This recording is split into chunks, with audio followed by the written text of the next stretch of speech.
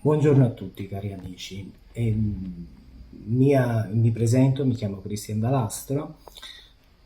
Avendo visto vari video su YouTube che parlano di storia, parlano di vicende storiche e militari, è mia idea dare luogo ad un canale che tratta essenzialmente di politica, ovvero di spiegare non tanto la vicenda militare, la singola battaglia, la singola vicenda che ha portato ad una guerra, ma in retroscena di natura politica. Infatti questo canale si indirizza a chi vuole capire le vicende politiche retrostanti ad una guerra. Una guerra che cosa è?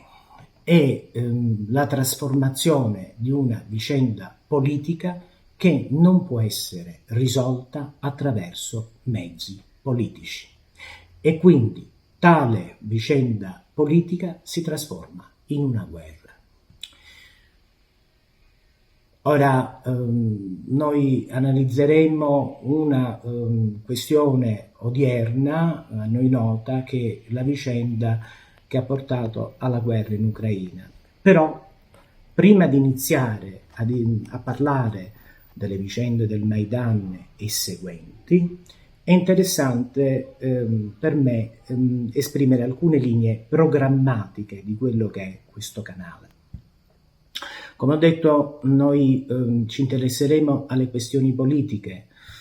Come diceva il grande Tucidide, che è stato padre della storia moderna, è interessante la guerra tra Atene e Sparta era nata da una diversa visione della società, dell'economia tra Sparta e Atene, ma soprattutto Tucidide ravvede nello scoppio della guerra come motivazione la paura, ovvero Atene Sparta aveva paura della crescente influenza di Atene, cosicché Atene, comprendendo la paura di Sparta, decide di scatenare la guerra tra Atene e Sparta nel momento in cui, questo lo fa dire Tucidide a Pericle, nel momento in cui Atene aveva raggiunto la massima potenza economica e politica. Quindi una delle ragioni fondamentali per lo scoppio di una vicenda militare è certamente la paura, unita ovviamente al desiderio di ricchezza, al desiderio di controllo di altre nazioni, ma essenzialmente la paura. Quando noi andiamo ad analizzare questioni politiche non dobbiamo tenere conto della morale.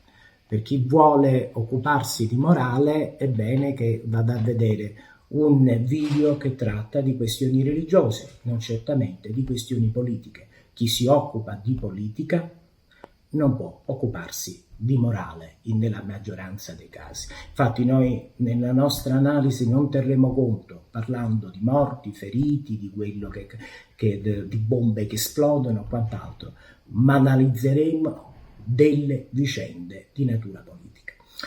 La politica come è lo studio della storia, perché studiare la storia a cosa serve? Ad analizzare le vicende politiche. Lo studio della storia e quindi di come i vari personaggi storici hanno risolto positivamente e negativamente una vicenda politica serve anche al cittadino normale, come diceva Polibio, perché noi tutti nelle relazioni con gli altri abbiamo anche nella nostra vita personale dei problemi che vanno risolti. E ovviamente ad ogni possibile risoluzione ci sono delle scelte da prendere, così come fanno i politici a livello nazionale e a livello internazionale. Dunque vi pregherei di iscrivervi al canale e inizieremo la nostra analisi. Buongiorno cari amici, come detto nelle mie linee programmatiche inizieremo a parlare della vicenda che ha portato alla guerra in Ucraina, ma non ne tratteremo della vicenda, non tratteremo della guerra in Ucraina parlando delle vicende militari, ma parleremo della guerra in Ucraina trattando la questione politica retrostante. Iniziamo. A maggio-giugno del 2014, questo praticamente non è stato menzionato da nessuno, giornalisti, commentatori, specialisti, succede un fatto storico molto importante, attinente alla guerra civile siriana. La Siria è un paese molto importante nel Medio Oriente. Chi controlla la Siria controlla il Medio Oriente. Io vi invito a prendere i manuali di storia, qualsiasi manuale di storia che tratta storia dell'impero romano, e troverà un'infinità di guerre che si sono verificate prima tra l'impero romano, quando c'era anche la parte occidentale dell'impero, sia tra l'impero romano d'Oriente, quando l'impero romano d'Occidente verrà occupato dai barbari, e l'impero persiano, quindi l'impero partico, l'impero sassanide, e c'è un'infinità di guerre, di battaglie che si sviluppano, di guerre che si sviluppano tra l'impero romano e la Persia, chiamando le cose col loro nome, impero partico, impero sassanide, chiamiamo, è interessante nella mia analisi politica chiamare le cose col loro nome, impero partico, persiani. Quindi tra le guerre tra l'impero romano e l'impero persiano regolarmente si vanno a verificare delle battaglie in Siria. Marco Licinio Crasso, battaglia di Carne, 55 a.C. Successivamente battaglia di Edessa. Io vi ricordo che nella battaglia di Edessa muoiono circa 80.000 romani, l'imperatore viene fatto schiavo da Sapone I e addirittura viene utilizzato come proprio scalino per salire sul cavallo, famosissimo il bassorilievo che rappresenta ciò che ho detto in Persia. Quindi la Siria era una zona fondamentale per il Medio Oriente ed era soprattutto ricchissima. Era ricchissima perché era l'hub finale della via della seta. Tutte le merci che provenivano dall'Oriente e arrivavano poi successivamente nelle città europee, all'epoca dell'impero romano, nelle città dell'impero romano, e che avevano come ultimo hub, la via della seta aveva come ultimo hub proprio la città di Antiochia, l'antica città di Antiochia in Siria.